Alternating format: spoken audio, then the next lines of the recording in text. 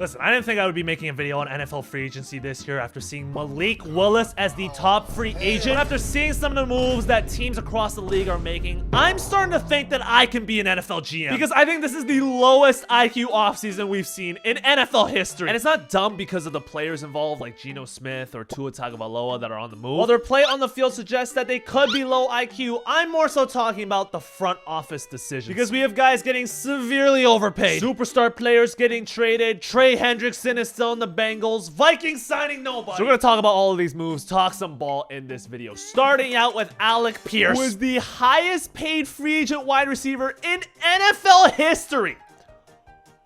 Whose nudes does he have? He's got Chris Ballard's nudes, because there's no way he just got this money. I know you got to factor in things like timing and what the market is at. You know, the salary cap grows every year. However, I can't pay 4 years, 114 for a guy for 47 receptions. Like, I can't do that. I'm so confused. But what makes this worse is it's reported that the Patriots, Raiders, Chargers, and Niners were also interested in Alec Pierce. He turned down more money to stay in Indianapolis. Who offered him more money? And why do I have a suspicion? Just a suspicion that it was John. Now, thank God.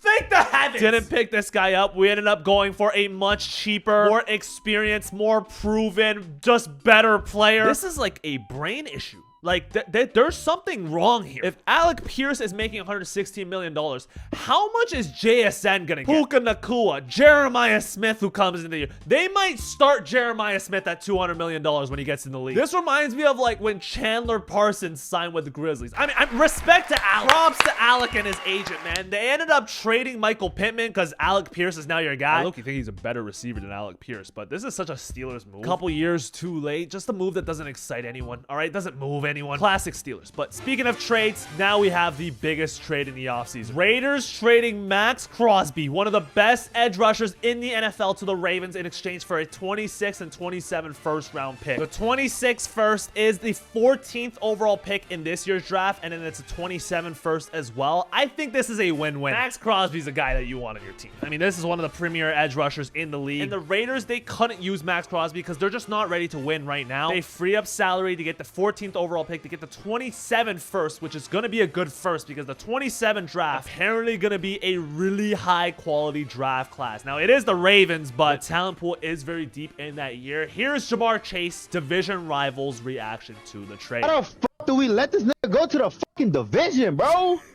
Meanwhile, Joe Burrow was hanging out with Jessica Alba. Okay, we got to find a way to stop this brother. This brother does not care. Now, the Raiders, with that freed up salary cap from trading Maxx Crosby, acquired Tyler Linderbaum, who is one of the best centers in the league, okay? But they give him $27 million a year. Highest paid interior offensive lineman in history. They basically dealt Maxx Crosby, premier edge rusher, for 2 first-round picks and an elite center. Now, I don't know if I could justify paying $27 million for a center. Like, I guess. I mean, if we did this, I'd probably be happy as hell right now. But in my opinion, none of these are the best moves of the offseason for the Raiders, okay? Because they released Geno Smith. That's what you call an offseason, okay? That's team improvement right here. Now, when the news of this came out, Wendy's, okay, the burger joint, says at Geno Smith, in case things don't work out in free agency, we're looking for a chief tasting officer. But Geno wrote back, get your cheese up first, all right? Putting a screenshot of Wendy's sales plunging last quarter, all right? This guy's beefing with the fast food chain after getting released on Twitter, okay? Taking out his frustrations on Wendy's right here, out here selling poison, trying to get jokes off on Twitter. Clearly, he's mad.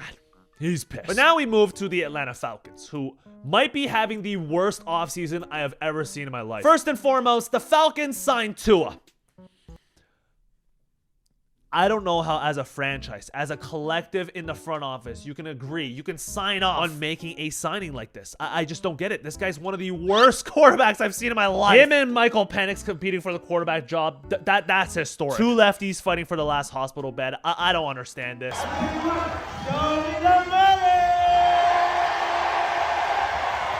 But what's even dumber than Atlanta signing Tua Tagovailoa is the Dolphins eating $99.2 million for him to not play for them anymore. I mean, if you're trying to tank, you might as well leave Tua out there. What is the point of releasing him and eating this dead cap? Like, well, what are these teams doing? I don't understand, but it gets worse for the Falcons. And to explain this next move, we got to go all the way back to last year's draft, when the Falcons traded up into the first round with the Rams to select James Pierce Jr. And while James Pierce Jr. is an outstanding football player who had an amazing rookie year, it's looking like he's gonna go to jail. Aggravated battery, aggravated stalking, fleeing and eluding police. I mean, you know, it is the NFL. Low-key might just be a 4-game suspension, but that first-round pick that Atlanta traded now belongs to the Rams. It's the 13th overall pick, all right?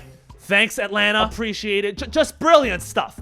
Brilliant stuff by the Falcons here. I gotta catch that Tua Penix QB battle in person, man. But you guys can also catch the NBA playoffs as April rolls around through today's sponsor, SeatGeek. With over 35 million downloads, SeatGeek is the #1 rated ticketing app. With more than 70,000 events listed, including sports, concerts, festivals, you name it. And with the NBA season coming down the line, MLB season right around the corner, and of course the World Cup in North America, you can get tickets on SeatGeek, all right? I love using SeatGeek to get myself tickets to Red Sox games. Recently, I went to go see Wembanyama. And the best part of the app is each ticket is rated on a scale of 1 to 10 for you to gauge how good of a deal you're getting. Green means good, red means bad. And plus, every ticket is backed by their buyer guarantee. You already know your boy had to come through with a code, okay? Right now, you can use code HEF10 for 10% off of your next set of tickets at SeatGeek. That's 10% off any tickets with promo code HEF10. Link is in the description to download the app and have the code automatically added to your account so you can use it later. Shout out to SeatGeek once again for sponsoring the video. Now let's talk about the Miami Dolphins, who actually snagged the top free agent off the market. Malik Willis. I feel like I'm tripping or something, man. This guy played 4 games last year. 4! And in 2 of those games combined, he had 3 throws. How on earth did he get $45 million fully guaranteed? I don't know. Bro, this guy just committed robbery. Kudos to David Mulugeta. Kudos to you, David. NFL players need to hit this guy up right now, okay? Because first of all, I don't even understand the PR that comes with Malik Willis. How is he even being advertised as the top free agent? Like how is he the top? I think his agent has blackmail on NFL Network. He's #1 over George Pickens. Who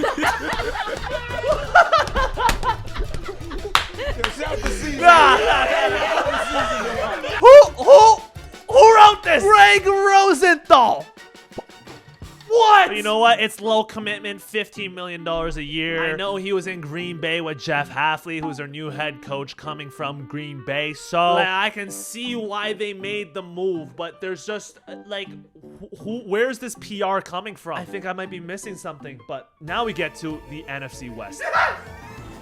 You have a receiver who's problemless, who'll just show up, he'll catch balls, he'll go home, feed his dog. We'll just play football. And more importantly, we didn't sign Alec Pierce. We didn't give him $30 million a year. All right? That itself is a win. Whether or not it's intentional by John Lynch or not, I don't care.